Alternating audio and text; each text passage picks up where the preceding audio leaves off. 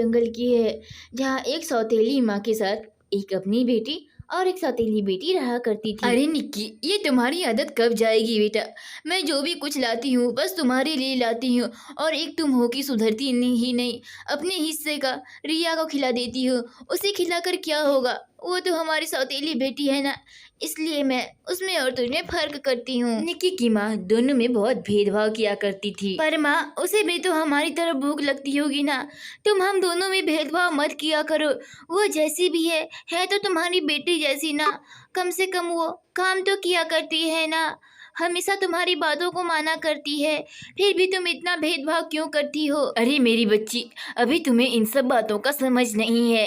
कृपया तुम इन सब बातों में ध्यान मत लगाओ। सौतेली को सौतेली ही रहने दो, क्योंकि वो हमें अपना कभी नहीं मानेंगे। वो सब बस उनका दिखावा है, क्योंकि उसकी पहली माँ भी इसी तरह की थी। ठीक है माँ, अब मैं समझ गई। जैसी माँ होते हैं वैसे ही बच्चे होते हैं, इसलिए उसकी माँ की वजह से उसे भी बेचारी को आज दर दर ठोकरें खानी पड़ रही हैं। मेरे पास तो एक आइडिया है कि हम दोनों मिलकर उसे रात के खाने में जहर दे देंगे। वो मर जाएगी तो उसका कहानी ही खत्म हो जाएगा, क्योंकि उसकी माँ तो इस दुनिया से चली गई और उसके पिता भी चले गए, तो मैं उसका बोझ अपने सर पर क्यों लूँ? उन लोगों को पता नहीं था कि रिया खबरे पे खड़ी होकर उन लोगों की सारी बातों को सुन रही थी, और बेचारी इस बातों को सुनकर बहुत ही डर जाती है। ठीक है माँ, जैसे तुम्हारी मर्जी, मैं तुम्हारी बातों को नहीं टाल सकती। तुम उसे जहर ही दे दो, अच्छा होगा, क्योंकि मेरे हिस्से का खाना भी वो खा जाती हैं।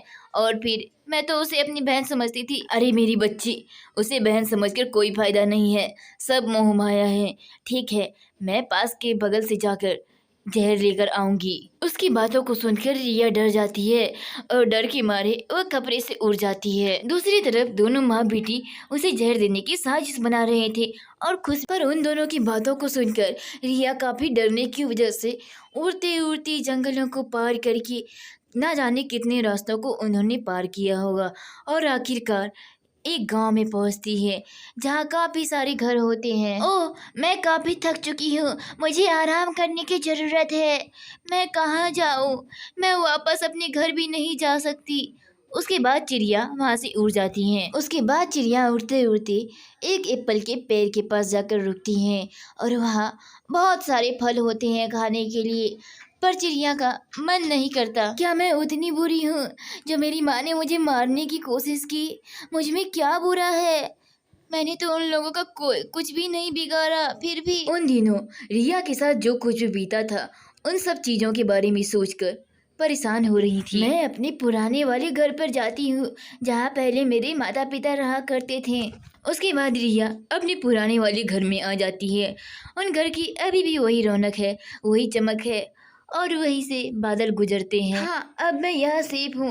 अब वो दोनों मुझे कभी नहीं ढूंढ पाएंगे। रिया अपने घर में वापस आकर बहुत खुश थी, और अब वो अपनी सौतेली माँ के पास वापस नहीं जाना चाहती थी, क्योंकि वो लोग चाहते थे कि इसे जहर देकर मार दिया जाए। इसलिए वह डरी सहमी अपने घर में अकेली ही रह रही थी। अरे मिली क्या वो तुम्हारी सौतेली बहन? पता नहीं कहाँ चली गई, पर अच्छा ही हुआ। लेकिन मैं तो उसे दुनिया से भेजने के बारे में सोच रही थी, वो तो जंगल ही छोड़कर चली गई। छोड़ो ना माँ, अच्छा ही है, कम से कम इस घर को छोड़कर तो चली गई। अब उस बेचारी ने इतना भी बुरा नहीं किया था कि तुम उसे जहर दे दो।